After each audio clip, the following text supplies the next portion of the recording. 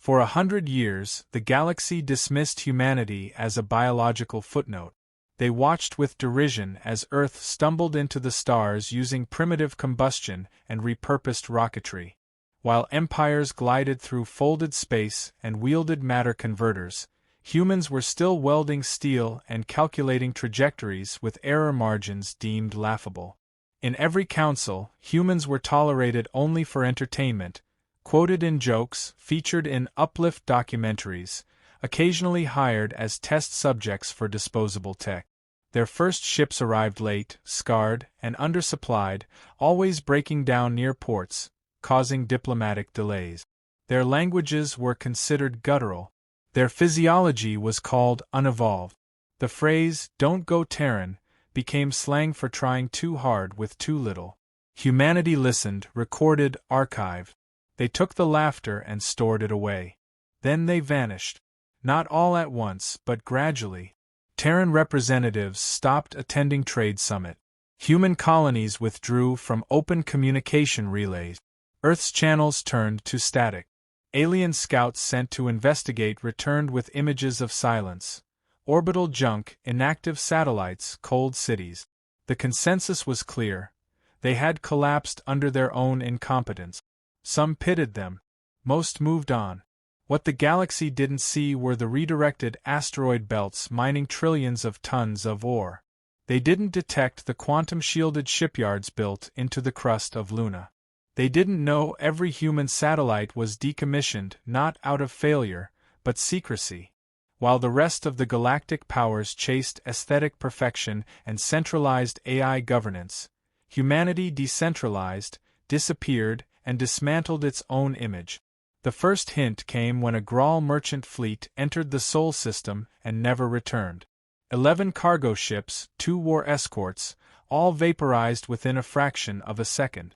The system-wide relay pinged once, then went dark. Surveillance footage showed nothing, only space, still and empty. The Graal Senate assumed a rogue asteroid field. No further investigation. Then it happened again. A mining operation near Eridani went offline. Dozens of resource stations turned to slag. Automated defense grids disassembled at the molecular level. No messages. No demands. Just silence. They ignored it again. Until the orbit of Varn 3 bloomed with fire. From black space came plasma, pure, screaming lines of light that ripped through carrier hulls like foil. 47 ships fell in under 30 seconds. The attackers didn't appear on radar. No heat signatures. No chemical traces. Only residue. A filament of dense carbon laced with neutron phase ignition particles. A signature long considered theoretical, dismissed as unstable. It wasn't unstable anymore. The galaxy realized too late that the Terrans hadn't disappeared. They had gone dark. Aboard council ships, panic overrode centuries of bureaucratic tradition. Emergency protocols reactivated after centuries. Military coalitions scrambled to decipher what they were facing. Theories emerged. Pirates, AIs, perhaps an offshoot of humanity gone rogue. But the pattern was too specific. The targets weren't random. Each one corresponded to a political humiliation or historical slight delivered to Earth over the past 100 years. Still, no one took it seriously. Not until 12 stars blinked.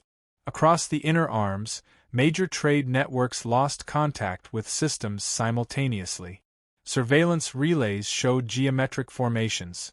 Thousands of matte black ships forming orbital rings around star systems. No banners.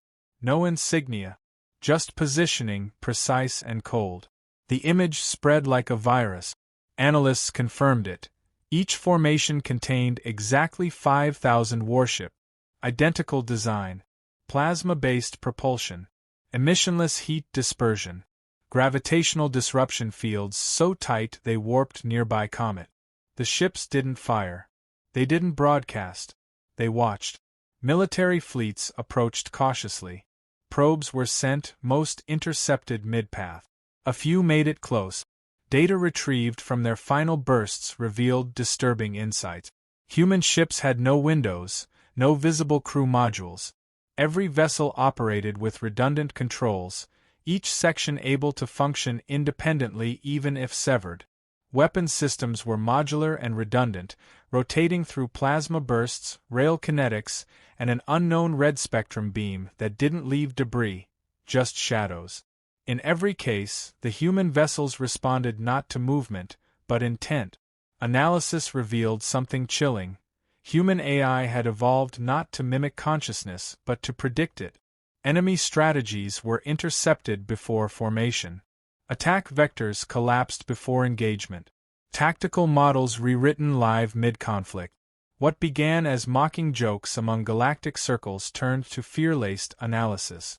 Humanity had evolved not to match the galaxy's standards, but to bypass them entirely. Where others sought elegance, humans found efficiency. Where others built for prestige, humans built for consequence. A single intercepted signal, scrambled but decipherable, was retrieved from an outpost in the Myalis cluster. Just 3 words. Apex Protocol Live. Scholars traced it back to old Earth military doctrine, an obscure Terran policy proposed during the late 21st century.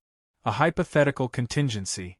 If humanity were ever deemed existentially ridiculed or unilaterally oppressed by superior forces, they would go dark, rebuild without consultation, and return not for diplomacy, but for permanence.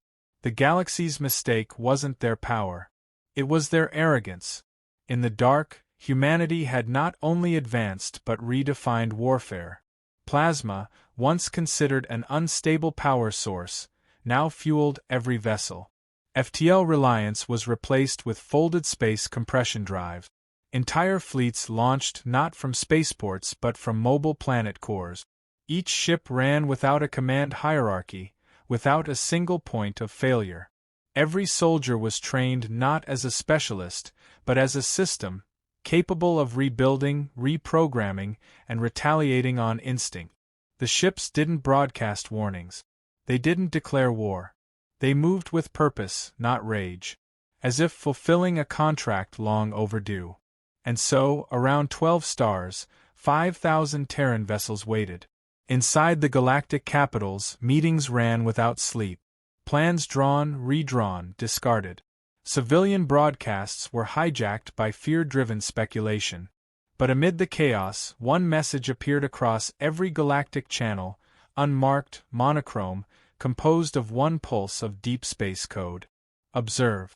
We require no permission.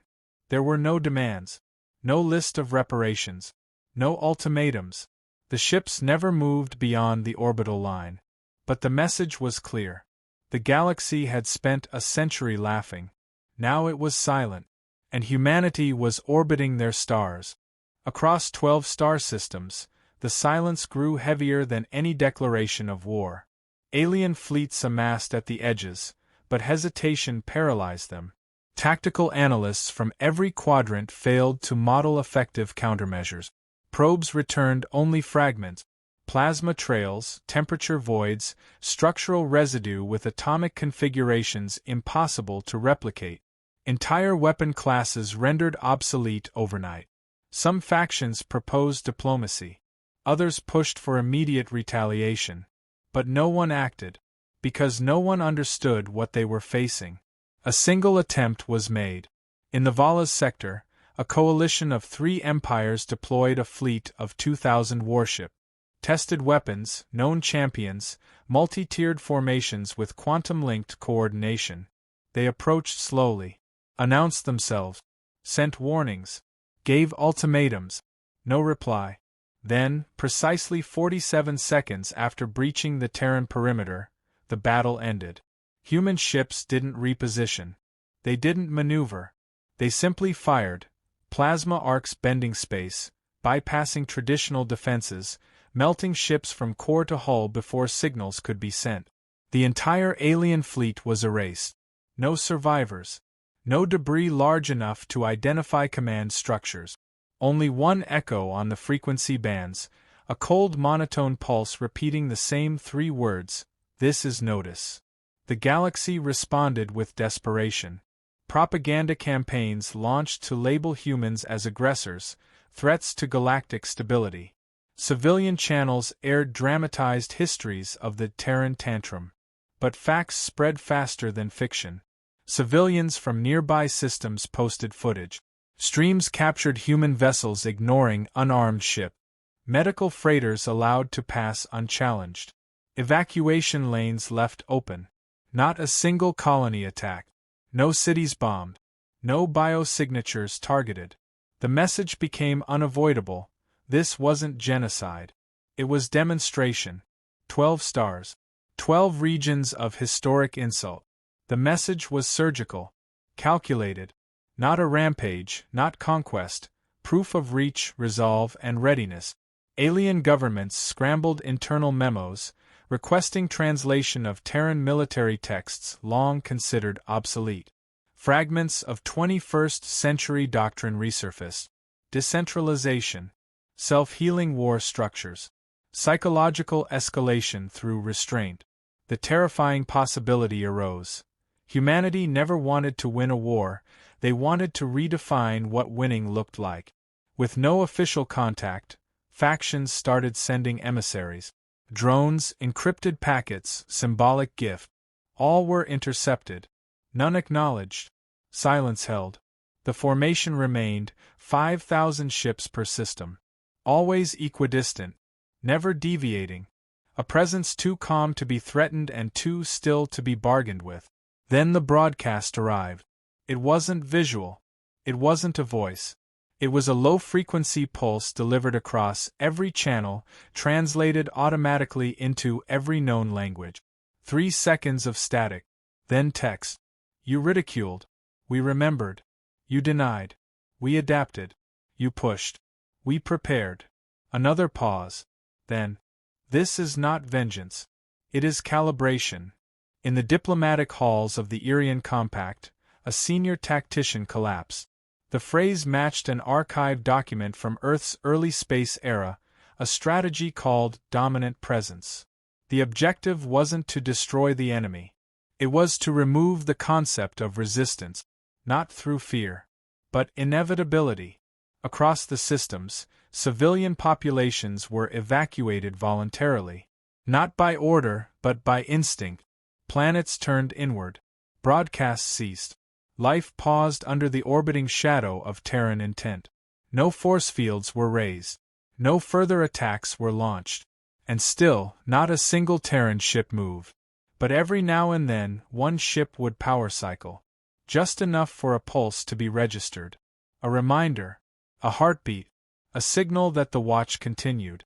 Back-channel communication leaked from the Tavari Syndicate. An internal memo read. They are not demanding anything because they have already taken everything that matters. Initiative. Control. The future. Humanity's absence had not been retreat. It had been transformation. No longer biological primitives scrambling to join galactic society. Now they were something else. Silent. Absolute. Beyond negotiation. Still, no ambassadors were sent. No terms delivered. Only that silent, terrifying standoff. And then, finally, after weeks of deadlock, every Terran ship transmitted a final data string. Not a threat. Not a weapon. A simple line of code. It contained planetary coordinate. One for each empire. The planets themselves were uninhabited. Forgotten rocks. But orbiting them, the fleets appeared again. Identical formations. 5,000 ships per system. A second layer of presence. A duplication of posture. 12 more stars. Same silence. Same message. We do not repeat warnings. Only patterns. Galactic command centers shut down public access grid. Panic spread through unfiltered channels. Civilizations thousands of years old reduced to spectators.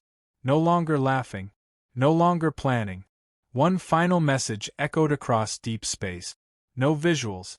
No sound. Just the words. We did not escalate. You were always beneath our notice. Now you are within our reach. And then, as if synchronized by thought itself, every human ship across 24 star systems began to pulse in unison. A low glow, barely visible. Not threatening. Just present. The message was complete. Humanity had not returned for blood. They had returned for equilibrium. And now they orbited the stars,